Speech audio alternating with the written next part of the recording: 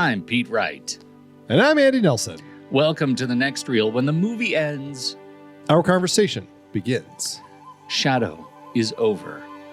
How will you survive without firm steps? Will we ever know? No, because everybody dies. It sounds like a workout. It does. Regimen.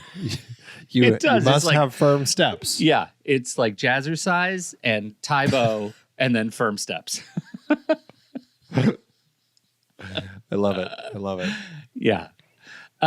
Okay, here we go. This is Shadow, and it came out after after The Great Wall. Remember The Great Wall?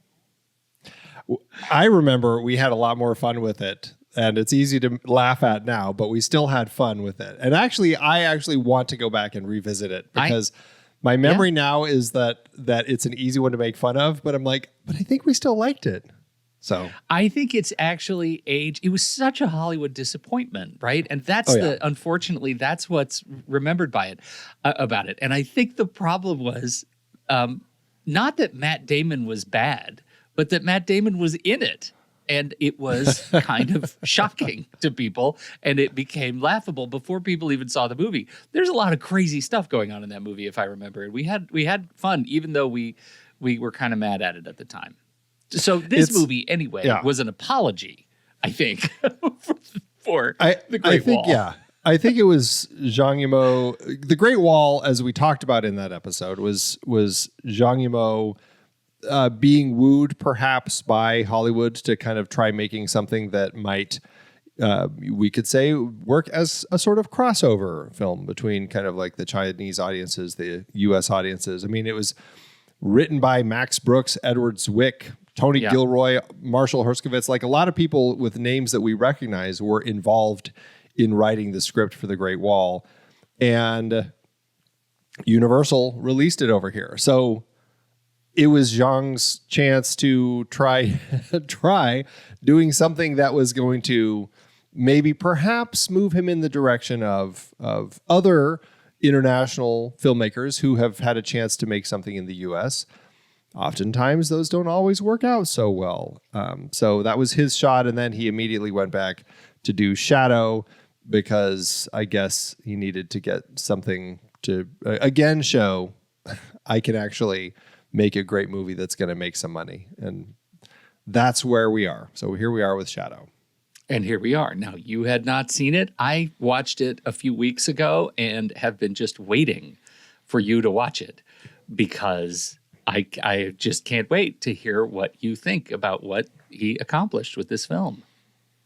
It's a fascinating film. And I mean, it's interesting to see Zhang Yimou in this period of his career. And to be fair, like, Zhang has a fairly robust filmography, lots of films, and I feel like I've only hit a lot of the more big ones, and I feel like I need to watch a lot more of his work to really get a sense as to the ebbs and flows of his of what he's doing, because this feels like his early career felt like he was making more intimate stories about people in oftentimes women in difficult situations. And because of just the nature of China and how it was structured and how they treated women. And then starting with Hero, which we have talked about on this show, in 2002, he seemed to shift into not just the wuxia and types of films, like the big action spectacle, the gorgeous, sumptuous production design, cinematography, the costumes, everything came together to tell these massive stories, but also it really seemed to be a shift for him to start pushing to tell more historical sorts of stories. I mean, Hero, House of Flying Daggers, maybe not The Great Wall so much, but certainly this film are all pulling from historical elements in Chinese history. It's not necessarily made to be like true stories per se, but they are elements of actual Chinese history. And I wonder if like that shift in his push to tell these sorts of stories, whether it's wuxia or not, like a few years before this, he also did The Flowers of War with Christian Bale. And that also felt less wuxia, more historical action, I suppose you could say. But it felt like he was wanting to tell these stories. I don't know. How do you read it? Is he doing it because we know, as we've talked about on the show, he's gotten in trouble with some films in the past where he's been banned from filmmaking for a number of years, or the film itself has been banned for long periods of time. Now he's in this period, and I'm like, is he just doing this because he knows these are safe and he knows that he can do shadow and make money with it? I don't know. But it's like, I love that we're in this period of his career where he's doing these action spectacles, where he's digging into interesting elements of Chinese history, and he uses them as opportunities to display just how powerful and creative a filmmaker he is. And that's really what we get with this movie. Yeah, I think you're right. I feel like this is a really obvious observation, given this movie, especially backing up to the movie we just talked about, House of Flying Daggers.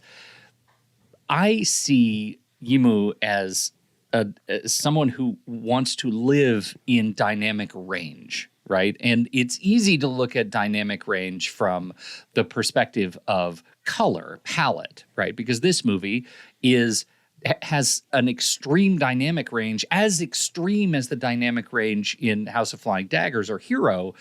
It's just the other direction, right? It's just removing and desaturating all the color from the film, but also character, right? He's very much looking at narratives and stories of people who live at the extremes of one end or another, culturally, tonally, temporally, and even with regard to color. You look at To Live, he's looking at characters who are on the fringes, not in sort of the moneyed middle or the really rich. But the moneyed middle is kind of the muddy place that he doesn't exist. He's looking at people who are impoverished intentionally because of the state changes over the course of time. Fascinating story. We get into Wuxia and it celebrates with color, but he's showing that, look, we can also celebrate Wuxia style, and we can do it in a way that you've never seen before, but it's still Wuxia. I think what I wanted was maybe a little bit more. There's so much in this movie that works for me. Let me just say that I really enjoy my time with this movie. I think it's super clever. I love the umbrellas. We've got to talk about umbrellas. I love the cinematography. The choice to shoot not digitally desaturating, but to shoot in black and white is excellent. I think it's kind of a gimmick having our principal character lose weight. Like, I get it. I'm not sure the movie would have been was made dramatically better by that conceit rather than just put him in a different outfit or something. I think they could have handled that. Maybe that was a bridge too far, but generally the movie really works for me, and I also found myself wanting a little bit more in terms of the story, or maybe a little bit more, Park Chan-wook, right? By the end, I wanted more Old Boy as these guys as we have the retribution angle take hold. And I got, I didn't get quite enough of the grit that I wanted. It's still a pretty clean film. Narratively, it's pretty straightforward, and I wanted a little bit more, grit.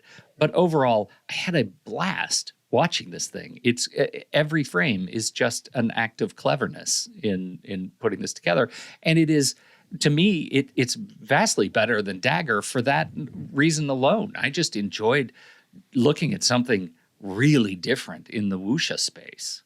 So yeah, that's a lot of things. Well, just to clarify, because you said they shot it in black and white. They didn't shoot it in black and white. They shot it in color. No, I know they didn't. No, I didn't say that. It sounded like you said they shot it in black and white. No, if it sounded like that to you, I did not intend that. I'm very aware that they shot it in color and they desaturated the set. And I said specifically that they didn't desaturate digitally is an act of great creativity, right? It's amazing how they did this. So and so committed to the bit. I think it's awesome. Well, not taking it even further than that, where the sets were completely designed black, white, and gray. The costumes were designed black, white, and gray. Every time they're outdoors, Zhang Yimou purposefully made sure that they were filming on rainy, overcast days to drain the color further from the environment and everything. And so every time, like this, it's raining through the entire movie. Like it's always wet in this entire story, and that further drains all the color. And it's great to see. Like, there are a few shots where you can see like trees in the distance. You can get a hint of the green there, but it's really very muted. And that's what they do. They purposefully make it so that you're just not seeing, other than like skin tones. And the big one though is blood. Like we're definitely seeing all of the blood. They don't necessarily desaturate the reds for any of the blood. And so I think that was a very creative design to kind of tell the story this way, where in a story about a shadow, about a doppelganger, doppelganger is probably the wrong word, but a lookalike, we'll just say, we're telling this story that, and again, he wanted it to look like Chinese ink wash paintings, but using this secret body double where he's living in the shadows, all of this, like telling a story that has this tone, I thought was actually incredibly creative, kind of creating this unique monochromatic look through the whole thing. Yeah.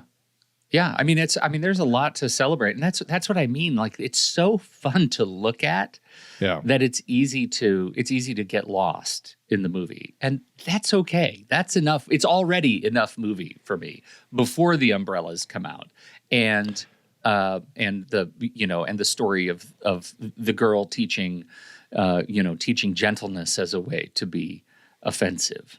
In battle, like all of that, it really works for me. But it was already good. Yeah, absolutely. It's an interesting story, and again, this is kind of based on the script is based on. There was a TV series called Romance of the Three Kingdoms, which is based on a 14th century novel, which is called one of the four great classical novels of Chinese literature, which itself is based on something from 3rd century historical records. There was a TV series that was based on the book back in 2010, and this screenplay is loosely based on that. So these characters in the story do map to real characters in this Three Kingdoms history of the invasion of the Jing province is kind of what we're seeing in the story here. And so to that end, there's a lot of palatial intrigue, of politicking as far as like the king of Pei. There's like these three kingdoms. It sounds like from the opening crawl, two of the kingdoms, the one run by Yang Kang and the one run by King Pei, have destroyed the third kingdom, and now it's just these two. And so we're coming in at this point where it's just kind of like the two of them as they're kind of like each striving to run the Jing province. How does in the scope of the story, where we're following this shadow who is shadowing, we should just say, the commander of that works under King Pei, he looks enough like him to take care of like all of the stuff that has to happen, because the real commander had been injured by Yang Kang with I don't know, some sort of poisoned dagger, like a Nazgul blade. I'm not sure what he was wielding. That's but good. He got pierced, and it's made him age, and he's like decrepit and falling apart. And so now he's had this shadow in his life since they were children. I want to talk about that because there's a lot of questions I have about that element of the story.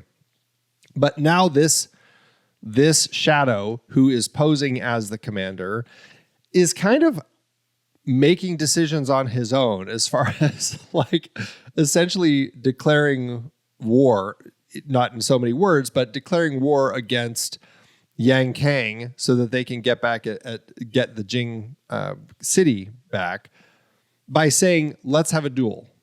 We're going to have a duel. Whoever wins gets the city, is basically what happens. And King Pei is incredibly pissed off. So I don't know, how does all, it's very Shakespearean, like all of this grand political machinations of trying to run these two kingdoms. How does that all play for you? Does it work? Does it make sense? Do we get enough for our understanding? It's interesting to hear the way you ask that question, because I do not know how you would answer the same question. To me, it is it's I mean, if you've seen Hamlet, you kind of are able to truck with the dynamic a little bit, right? This is the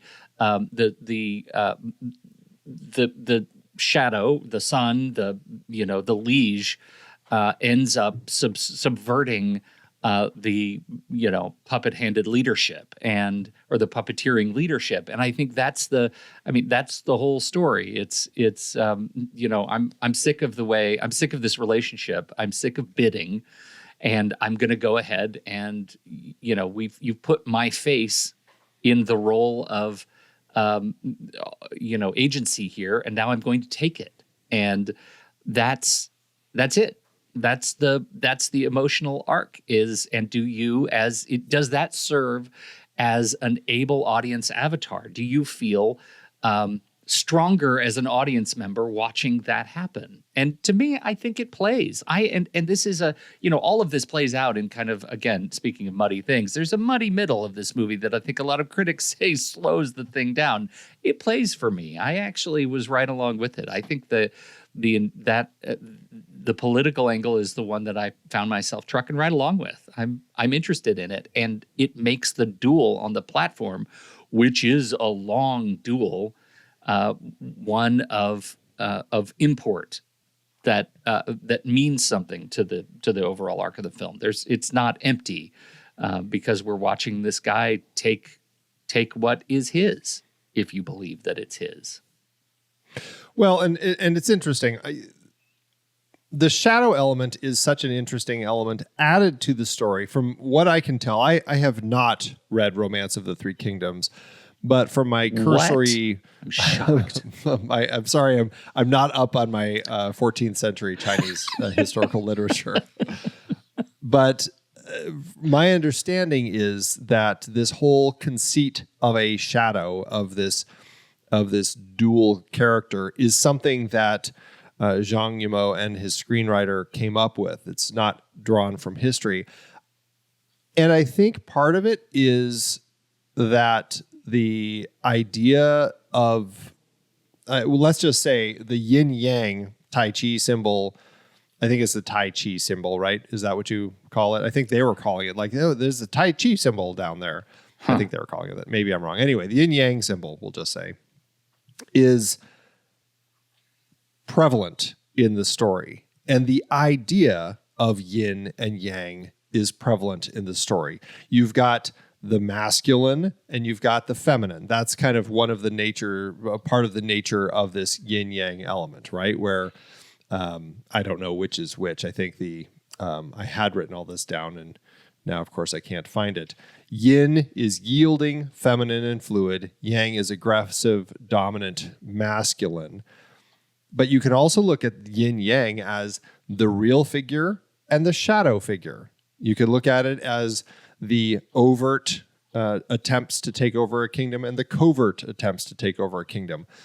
And I'm sure throughout the film there are many more examples of yin-yang. But my impression is that bringing a shadow into the story as something that is fictionalized is part of this yin-yang element that Zhang Yimou wanted to do. And I think that it makes for an interesting story as it leads into particularly that fight that we have between Jing and Yang Kang on this giant floating, might as well just call it, giant floating Trojan horse is what essentially it is. It's what it is. With an enormous yin-yang symbol, like designed into the top surface.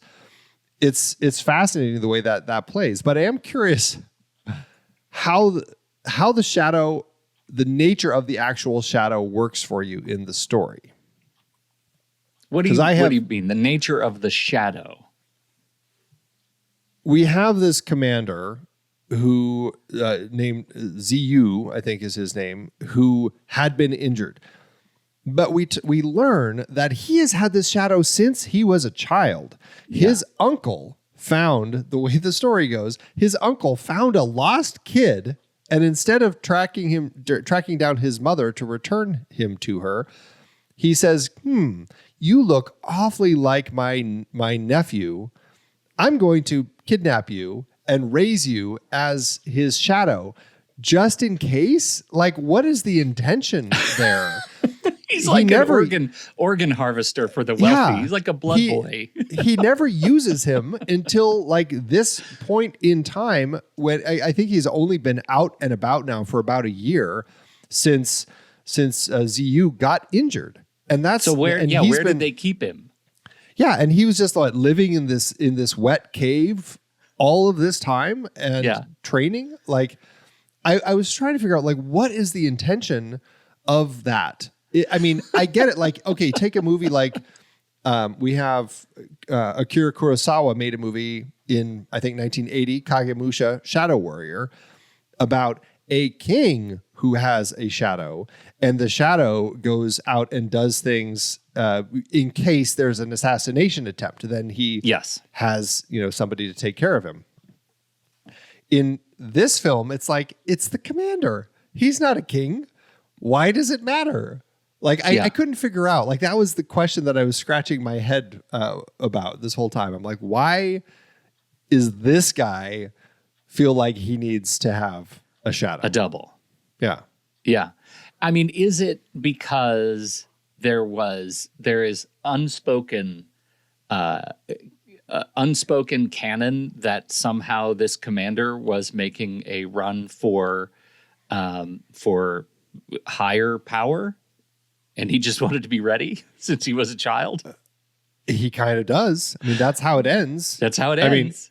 I mean, presumably, we don't actually see, but it seems like, okay, it seems like Jing can now be king. Yeah. It's not like Jing, heads off into the sunset, lonely warrior, abdicating all responsibilities.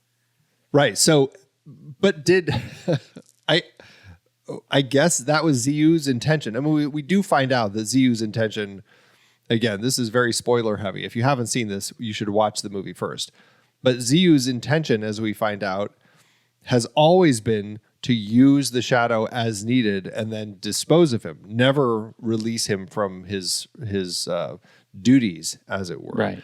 To dispose of him, and it seems like take over. I mean, his intentions are, as we find out, to kill the king, to kill the shadow, and to usurp the throne. Mm-hmm. So maybe that is why, but still, that's a long, long game. That's like Emperor Palpatine long game. Yeah, right. Yeah. Right. It's a generational long con. That works for me because it works for me. Let's say when I say it works for me, I'm putting works for me in quotes. Like, it works for me as well as the love triangle in House of Flying Daggers. Like, this is the melodrama that we have, and it is written writ large in the throne room at the end, when masks come off and heads are not in boxes where they're supposed to be, and all this stuff kind of plays out. This is the final love triangle equivalent of this movie, and I like it. I like the political melodrama that we get on this big stage. I think it's earned, although it's a little bit forehead slappy. It's okay.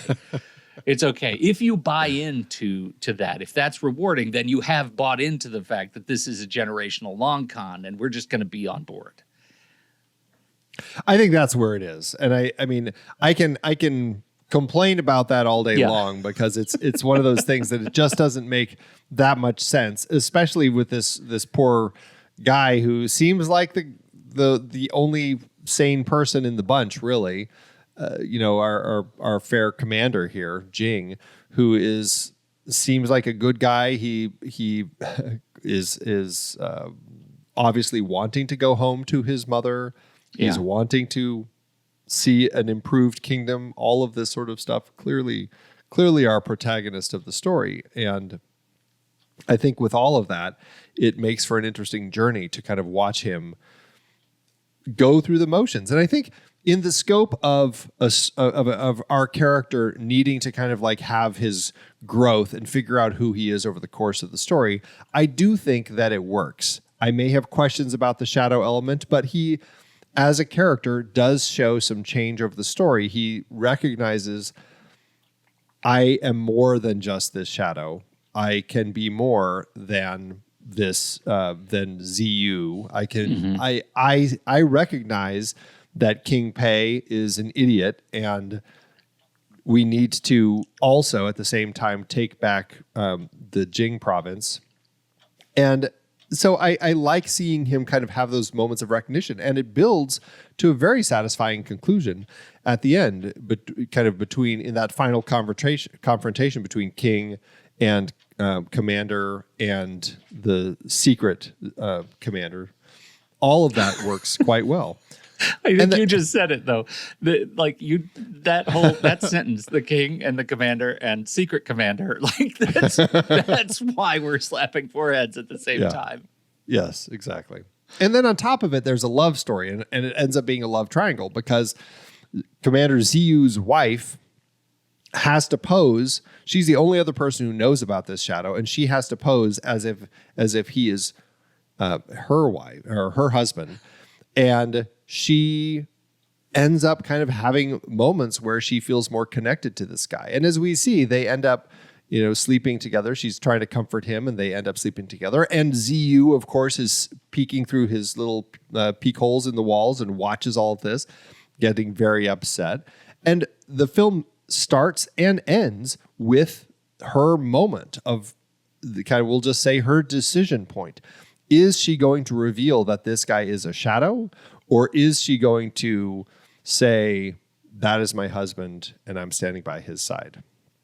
And the person who he killed, who's laying next to the dead king, is the assassin, and never bring up the fact that it's her actual husband. Like, that makes for there's an interesting story going on here. And I do like all of these bits of politics and Shakespearean high drama, all of this. I think it plays, even if I do have questions. Yeah. Where do you stand on Qing Ping's arc? She is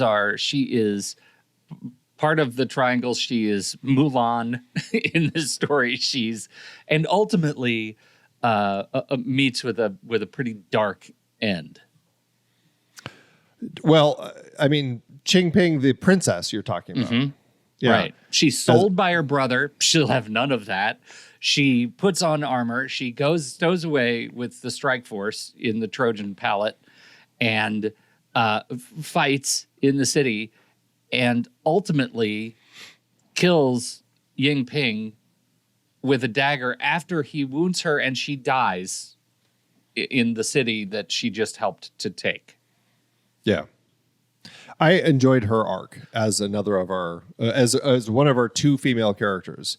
Yeah. I enjoyed her arc. I thought it was a nice journey for her to see, because again, she also, I think, recognized that her brother was an idiot. Like, everybody recognizes that her brother is an idiot, but she's just stuck because, again, she's a woman. And in the situation that she's in as the sister to the king, she has very little say to do anything or make any change. And so her first decision is to prevent the assassination of, I think, both Jing and Tianzan, the new commander that replaces Jing once the king strips him of his rank and turns him into a commoner. And she says, you know what? Don't kill anybody. I will take the dagger and become the Yang Ping's concubine. And all the time, though, again, covertly deciding, not really. I am going to join this strike team, and I'm going to actually fight to take back Ping City or Jing City. She's interesting because she's like, that's her entire arc, right? There's like no interior motivation. There's no reveal. There's no double. She is maybe the only character in the film who is straightforwardly what she appears to be, right? The whole time. And I don't, I watch this thing and I think, okay, is she plot fuel? Does she just exist in the movie to motivate the strike force and take out Yang Ping and in I guess a cinematic beat that the dramatic duel can't live up to? And does she just die so that the rest of the carnage in the city and beyond feels, totally comprehensive? Or is she the case of what happens when one character in this movie refuses to play the role that the yin and the yang are asking of everybody else, right? She's just pure yang. There's no shadow and no waiting for 3 years, and she just acts, and then she kills, and then she dies for it, and that's it. And it's very simple. In some case, every character in a film is a tool for the plot, but in this case, I think she is. If she is a tool for the plot, she's more rewarding for me than just plot armor. I think she is. I think she's an interesting character to watch. Yeah, I agree as well. Let's talk more about that, but first take a quick break, shall we? You can find the show on YouTube, and you can join us live when we record. We'll even take your questions in the post-show chit-chat, and members get the full post-show conversation and always know what to listen to next. Subscribe to The Next Reel on YouTube. The link to this episode is in the show notes. We'll be right back. Crushing ad breaks, Andy. I would have just forgotten the whole thing. Had to get it in there. Yeah. So you were asking about Qingping and her role. And I think what's great about her as a character is that I do think that there is more to her. There is more to her than just a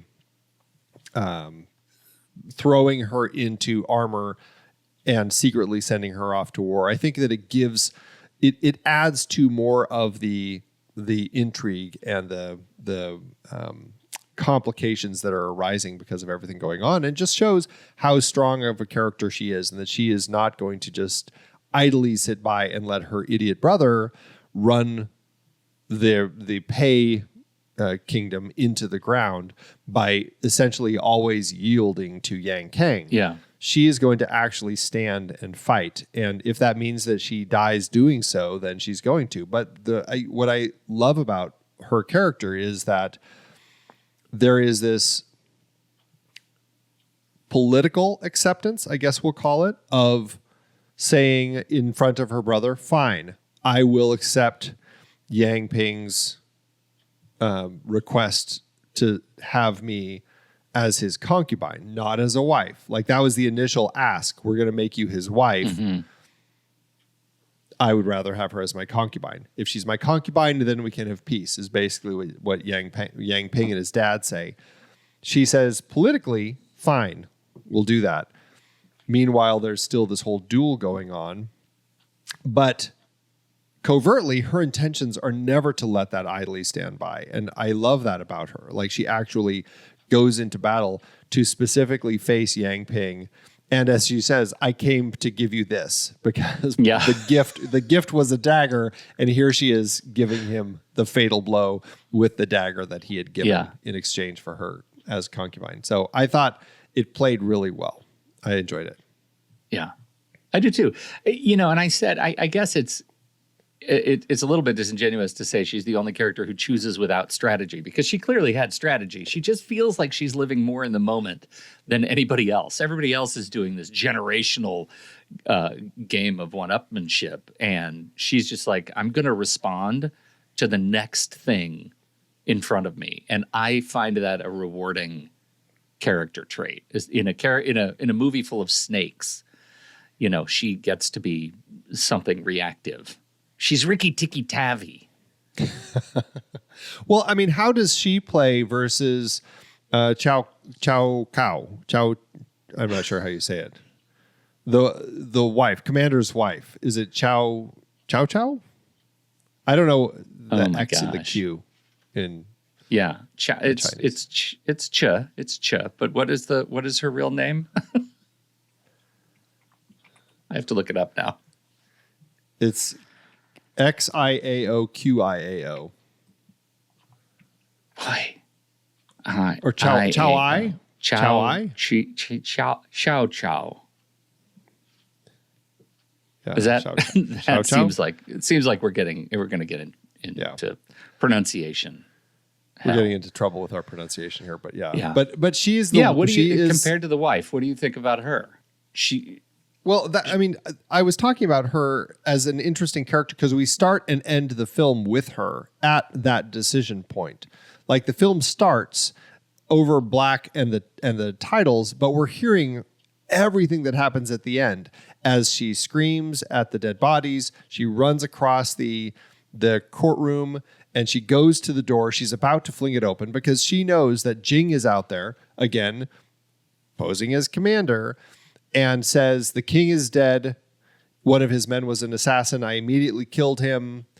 And we know he's already also killed Yang Kang. So presumably that means that he's king now. Like he is now the one who kind of controls all of this stuff. And we know that Tian Zhan, who had been the new commander, who supports him, even though he was a believer of the old commander and stood by his side, Tian Zhan recognized that the old commander was pretty crazy. He'd kind of gone off the deep end and was a little loopy. And this new commander, he was going to stand by his side. And so that, I don't know, the way that I read it was, okay, Jing is likely going to be king now. But it's all up to the wife. Is she going to announce that?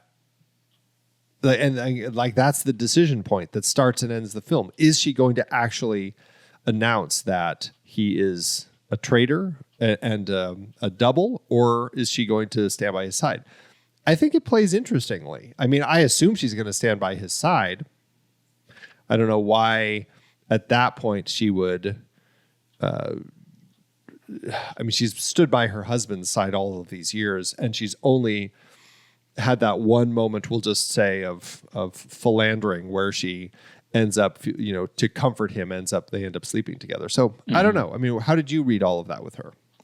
Well, it's interesting. I mean, I feel like she has less to do. Like, it's interesting that we open and close the film with her because it makes her feel like she's got more of an arc. I think she doesn't have a whole lot of craft to the film. Like, we don't get to see. I don't feel like we have much of an interior to her. She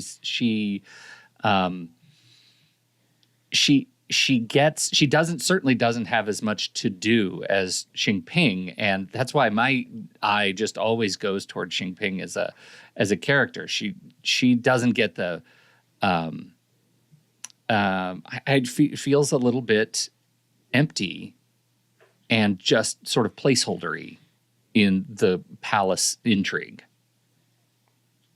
Interesting.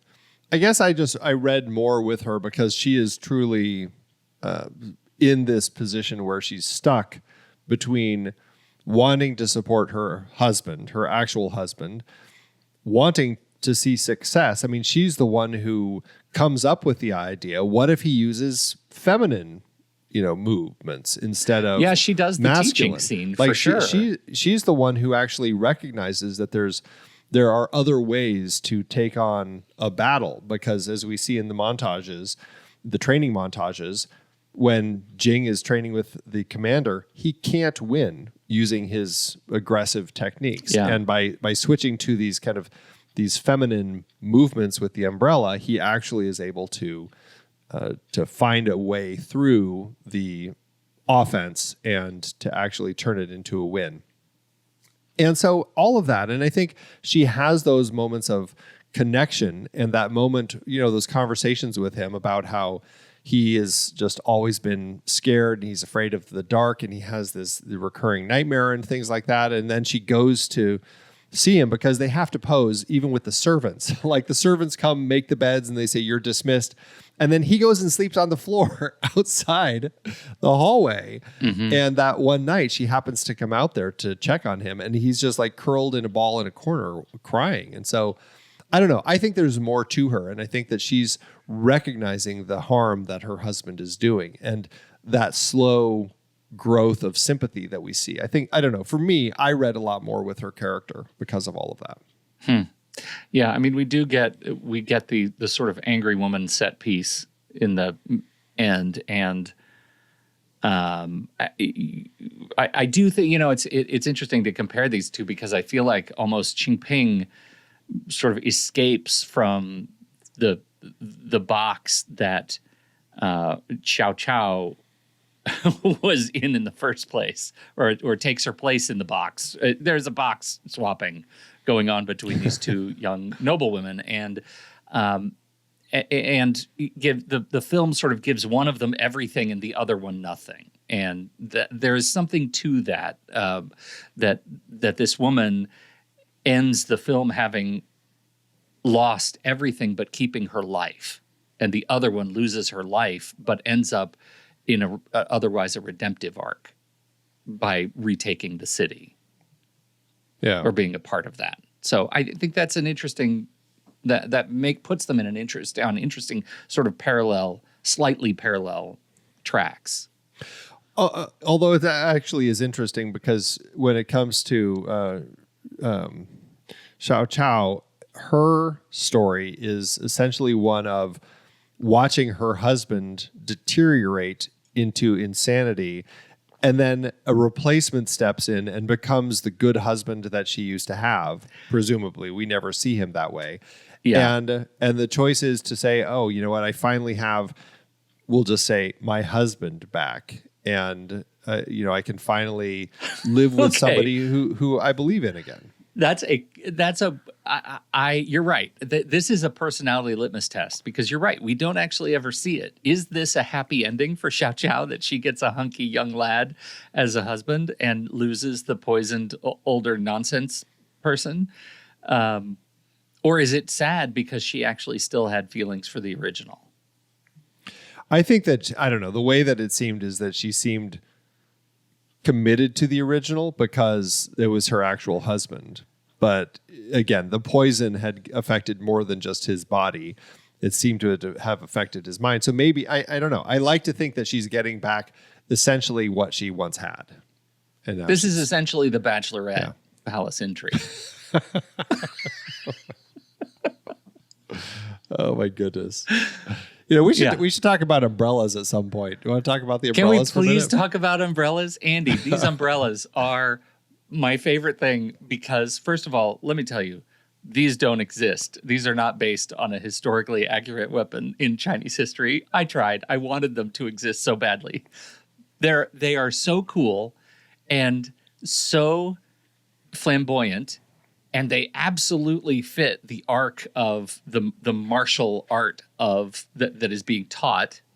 They're also nonsense weapons, and I think everyone who uses them would be covered in cuts from these things.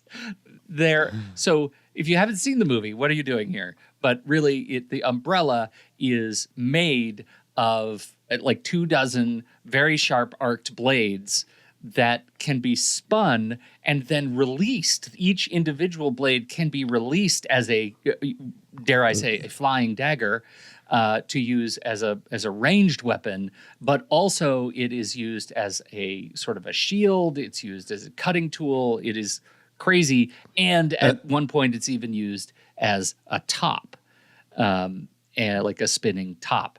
It's crazy. How much did you like spinning sleds? Yeah, spinning sled tops. Yeah, like they ride in them. They sit on one, and then they hold one over their head. They go sliding down the streets. This fantastic. Is crazy. And how much did you love them? I loved it so much. I had so much fun watching these crazy umbrellas that I'm just like, this is like like I said, like you were saying, these are the most insanely dangerous things to ever actually use, but damn, are they cool to look at. Like a spinning umbrella made of knives is basically what we have. And they are so cool. It plays so well. And again, it speaks to Zhang Yimou and his desire to tell a story in a really creative way. And again, as you said, it's not historically accurate, but so many things in this story aren't anyway, so it doesn't really matter. It's just something that looks incredibly cool. And as a weapon, it fits into this kind of black and white world really well. And to see everybody wielding them, and I don't know. I had a blast with everything going on with these crazy things. It was so cool. I imagine them sitting around like writing this movie and having that same sort of exuberant feeling that maybe Lucas got when he was like, it's a sword, but laser. Like like, I just figured out something incredibly cool and it's going to look great. If I have one, dare I say, axe to grind on this particular tool, it's a continuity thing. During the duel, he's wielding one of these on the platform, right? Yeah. And this is where we get the way it's used repeatedly, and it takes damage. The umbrella's blades are kind of floppy, right? They're like a sheet metal kind of a thing. And they get bent, and it makes the umbrella look so stupid after it's used at all. It's like, what are you doing, man? The umbrella is clearly broken. Pick up a sword. And I never wanted to feel pick up a sword in my heart. I wanted the umbrella to be the be-all, end-all of every fight in this movie. And it starts to look stupid after it is used. That is my only quibble with the umbrella. That's funny. Is I think they could have just given him a new umbrella for every action sequence. It needs to be pristine the entire time. It needs to be more rugged than it was. Don't you think? I didn't notice have that issue. No, I can see why you would feel that, but I didn't think that. I actually thought it was cool because, again, we see in the scope of how they use the umbrellas for both offense and defense, the way that they would spin them and use it to kind of catch Yang Kang's enormous like axe blade or whatever that weapon is. Yeah. That like I don't know what kind of weapon you call that, but it was a really cool, very dangerous looking weapon that he would come swinging down, and then to see the umbrella like spin, and as it's spinning, it catches the arm of that weapon in between its blades and uses it to kind of like spin it away. Yeah. And sometimes the fact that it had shot off a number of blades left those perfect gaps in it anyway to kind of catch it. And so to me, it all ended up becoming pretty useful and usable. And so I really enjoyed all of that. I didn't have any of that same gripe that you had. This is a gripe that's clearly based on me being a guy who's spending way too much time talking about Captain America the Winter Soldier on Marvel Movie Minute, and I wanted the umbrella blades to be made of vibranium. I need a Wakandan umbrella is what I need out of this movie. Clearly, those are the eyes I brought to the film. You wanted one that would last forever. I get it. I get it. Yeah. And I wanted to wear it on his back, and like there's just a whole thing. They made a lot of these umbrellas fast. They had, I can't remember, they said they grabbed a whole bunch of these people, like former inmates or whatever, and they had them all ready to come fight for them and everything. Yeah, and every single person had not one but two umbrellas, because again, they're riding down the hill in little umbrella like turtle shell pods, top and bottom. That was so good. It's so good. I just imagine them like all trying to stand up and being dizzy, and guys throwing up into the They're ditch. shooting people as they go down. As like, they how go are down. they aiming? Like, goodness. I know. It's one of those absolutely flamboyant, frivolous action beats that so commits to the bit you can't help but just smile the entire time. It really works for me. Yeah, it does. It plays beautifully. Really does. Let's see, what else? Any other little things with this one? Let's see. So the final carnage. I mean, I guess we've talked about the final carnage. Everybody who's anybody dies, except for the wife and the young commander. Jing and his wife, Jing and his fake wife. Yeah. Yeah. Did all of that feel rewarding to you, redemptive? Did everybody just need to go so they can clean slate it? I actually thought it was really funny that the end of that whole battle. So again, we have the guards. We know that there's a lot of machinations afoot. Jing goes to his mother's house and finds her dead. He gets taken by troops, and presumably they're the king's troops. The king brings him in and says, "They weren't my troops. Aha, I knew that you're a shadow all along." And I've got your boss, the commander, and he has his soldier bring a box in with presumably commander's head, but no, it's empty. And the commander actually, which was so obvious, is like no surprise at all that the commander was actually wearing the armor, kills or like runs his sword through the king, who falls to the ground dying. And then he tells Jing, go ahead and pick that up. It's okay. You've done amazing work, and now you're going to be rewarded. And Jing goes to pick up the thing, and he knows that the commander is going to kill him, so he kills the commander instead. He stages this whole thing, but what made me laugh out loud is he goes to the dying king, and he says, because he presumably is on the side of the king now that he's killed the commander. He goes to the king and says, don't worry, I've always been on your side, something like that. He says, let me get the royal doctors. And he drags the dying king next to the commander's body. He takes the commander's sword and he drives it through the king. And I'm just like, why did you even bother telling him you're going to get the royal doctor? Like, what was the point of that? It's just so funny. Don't worry, this is going to help. Yeah. This is a cure-all. You're not going to feel anything in a minute. Like, he's on the floor dying. He's not going to run off to do something. Like, you don't have to just kill him. Oh, man. So, yeah. Nailing the melodrama again. Yeah. Nailing the melodrama. Yeah. It all played in a very, very much, again, that high Shakespearean drama of everybody killing everybody and all trying to like one up each other. And for me, it played because, again, we are pretty much designed in this story to always be rooting for Commander. He's the guy that we like, right? Mm-hmm. So, yeah, it works. As we get toward wrapping up here, how does this land in the arc of, director Zhang films that we've talked about for you? Where does this one hit? Well, there's so many films that he's done that I just haven't seen, but in the scope of what we've talked about, it fits very much in everything kind of that post-hero window of time where he was really telling much more epic sorts of stories, these wuxia action tales, Chinese history. It really fits into the tone of this period and what he was trying to do here. And I think without knowing all of the films, I'm sure he's doing some other, I know he has some comedies and stuff in there, but it'll be interesting to kind of try digging into some other elements. But from what our arc of, if you look at the now 7 films that he's made that we have talked about on the show, it very much starts in smaller individual stories, and then it moves into these larger action epics, and that's kind of where we end up with this one here.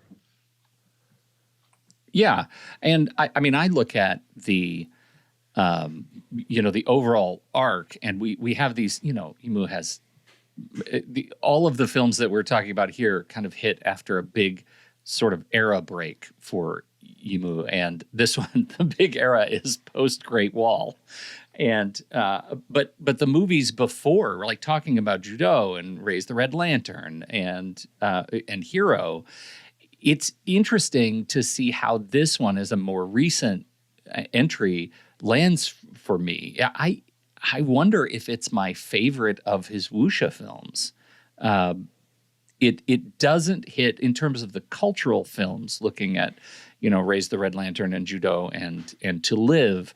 I still think those earlier films, I appreciate, Raise the Red Lantern, Judo, I think I appreciate more than To Live, even though I quite liked To Live. But I was surprised that I think this one usurps Hero for me as my favorite of his collected works that we've talked about. I didn't expect that.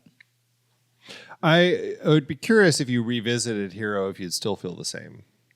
Yeah, it's been a bunch of years. It's been almost 10 years since I've watched it. I feel like Hero is probably going to still be the one that would stand out for me as the better story, the better film. I think all of them show how creative he is in Yes. putting together a visual production. I think that's just something that he excels at. And so, yeah, I really do enjoy this one, though. I have a great time with it, even if I do have some questions about some elements within the story. Yeah. Yeah. All right. All right. Well, let's move into the back half. But first, let's take a quick break. The Next Reel is a production of True Story FM, engineering by Andy Nelson, music by Tsabutan, Borden Lulu, Oriel Novella, and Eli Catlin. Andy usually finds all the stats for the awards and numbers at the-numbers.com, boxofficemojo.com, imdb.com, and wikipedia.org. Find the show and our full archive at truestory.fm. You can follow us from there too. Plus, you can find out how to become a member and go further with every episode. Check out our merch store at thenextreel.com/merch, and if your app allows ratings and reviews, please consider doing that for our show. All right, Andy, sequels and remakes. Oh, can I just can't wait to see Shadow 2, more Shadow. Right. Well, it's funny because, again, this, as we said, was based on a very, very old Chinese story, Romance of the Three Kingdoms. That has had so many adaptations, and I think that's really where things lie with this. Again, and I mentioned it, this kind of had been based on that TV series itself, but going back to that 14th century novel, which was based on records from the 3rd century, this has been made into films, TV series, manga, video games, different novels. Like, there's so many adaptations of this. Chinese manhwa, it's Korean manhwa, like all these different places, these countries have been telling this story. You could look at John Woo's film Red Cliff, which is a 2-part based on the Battle of the Red Cliffs, which is part of this epic story, The Romance of Three Kingdoms. Very many films, very many TV. And so I think if you want to dig deep into this elements of The Romance of Three Kingdoms, there are a lot of options for you. Okay, I might. I have actually heard things of Red Cliff, the two-parter. Fantastic movie. Yeah, I haven't seen it, but I've heard good things. All right, how to do at award season? This did well. 38 wins with 60 other nominations. A lot of nominations, which is to be expected for technical categories. At the Golden Horse Awards, which are a Chinese award, did really well, had a lot of nominations, nominated for feature film, but lost to An Elephant Sitting Still. Adapted screenplay also lost to An Elephant Sitting Still. Zhang Yimou won Best Director. The film also won Best Visual Effects, Art Direction, and Makeup and Costume Design. Leading actor Deng Chao was nominated, but lost to Zheng Shu in Dying to Survive. Sun Li was nominated for leading actress, but lost to Yin Xuan Xie in Dear X. Cinematography and film score and sound effects all were nominated, but lost to a Chinese version of Long Day's Journey into Night, which I was very curious to hear that that was adapted over there. And last but not least, it was nominated for Best Action Choreography, but lost to Hidden Man. Over here in the States, it was nominated at the Saturn Awards, the Sci-Fi, Fantasy, and Horror Awards, for Best Director, but lost to Jordan Peele for Us. Best International Film, lost to Burning. Best Production Design, lost to Avengers Endgame. And Best Costume Design, lost to the live-action Aladdin. So, wow. Yeah. So it had its wins, though. It had its wins. I, mostly out of this entire litany, am most excited about Chinese adaptations of Eugene O'Neill. Can we have more of that? I'm very curious about that. Like, especially the fact that it won Best Sound Effects and Cinematography. I'm really curious to see like how they told that story. You know, it's interesting. Yeah. Sound effects in Long Day's Journey. What is that? Yeah. Huh. Yeah. All right. Well, I know you're excited about the budget, so I'll just let you get to it. Go ahead. Give us all the detail, all the rigorous minutia. That's right. Well, last week's movie got my hopes up. Unfortunately, there is no budget information out there for Yimou's Shadow. The movie premiered at the Venice International Film Festival September 6th, 2018, before its May 3rd, 2019 release here in the States opposite The Intruder, Long Shot, and Ugly Dolls. This never had more than a limited release, maxing out at 53 screens. All told, it only earned $521,000 domestically. Still, it was a huge success everywhere else, going on to earn $91.2 million internationally for a total gross of $115.5 million in today's dollars. I don't know what it cost to make, but I'm going to assume that means it landed in the green. I think that's great. Good for it. Bummer for us. More people, I think, should have seen it. It actually, I think the movie plays, and I enjoyed the heck out of it. I think it's, I don't care that they go ahead and kill every named character at the end of the movie, almost, because it's a Wuxia film, and I needed bodies at the end, and that was great. There are plenty of those, yeah. It is. I really enjoyed it. It's gorgeous. It's great seeing Zhang Yimou really pushing to create films that feel wholly unique. I love that. I love that he went the direction he did here. Again, the story's a little convoluted, but I find it very easy to forgive because this film was very engaging. I had a lot of fun with it. How many stories of just sort of historical, historical events like this one, based in like classic Americana, have been made into video games? I kind of can't let that go. You said that this movie's been adapted into video games, or this story has been adapted into video games. And maybe it's because more video game developers haven't tapped the catalog of Eugene O'Neill stories. Is that it? I don't know. I guess there's the Oregon Trail. That is the best. International audiences, I hope you don't know what Andy's talking about, because that is pure Americana right there. Classic. Oh, man. Yeah, a game that we were playing back when we were young. It's a very fun game. Well done. Good stuff. Well done. All right. Well, that is it for our conversation about Zhang Yimou's Shadow, and that wraps up our Zhang Yimou series for season 15.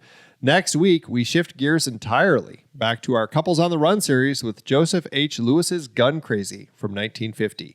Two people, a shared obsession with guns, and a romance that only ends one way. We'll see you there. Don't get dysentery.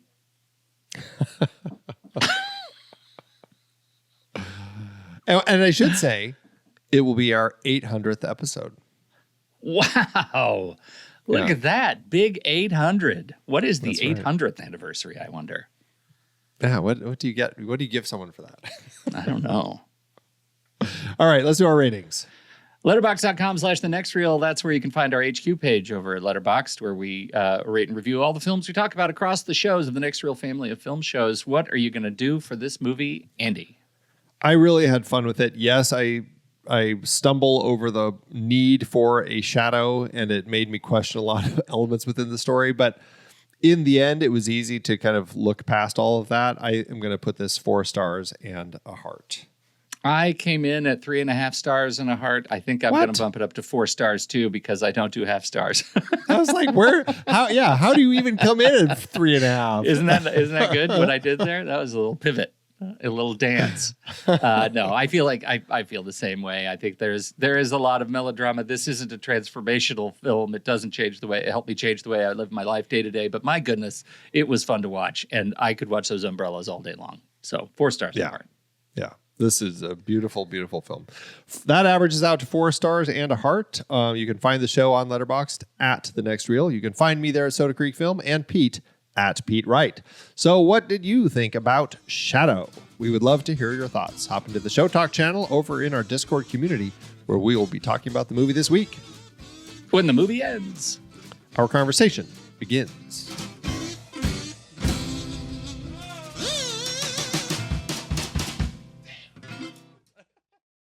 Letterboxd giveth, Andrew. As Letterboxd always doeth. Okay, you got a short one. I got a long one. I'm going to go first. I think I should go first because you do really? There's a little more punch, yeah. Okay, go ahead. Mine is just, I think it just is something that we do need to keep in mind and remind filmmakers over here in the States. 4 stars by Joe A. If American modern action movies tried to look half as good at this as this, we would be in a much better place. Oh, yeah. Here. That's good. Absolutely, Joe. Yeah. Okay, comes from Cole, 4 stars and a heart.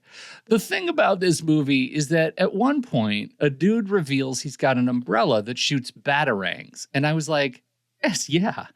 And then like 2 minutes later, he reveals he has an army that has a bunch of umbrellas that shoot batarangs. And I was like, God damn. And then like 90 seconds after that, everyone flips their umbrella over, sits on it, grabs a second one so that they're cocooned, and then they launch themselves into a city like human effing Beyblades. And I was like, oh, right. Zhang Yimou is the greatest director of all time.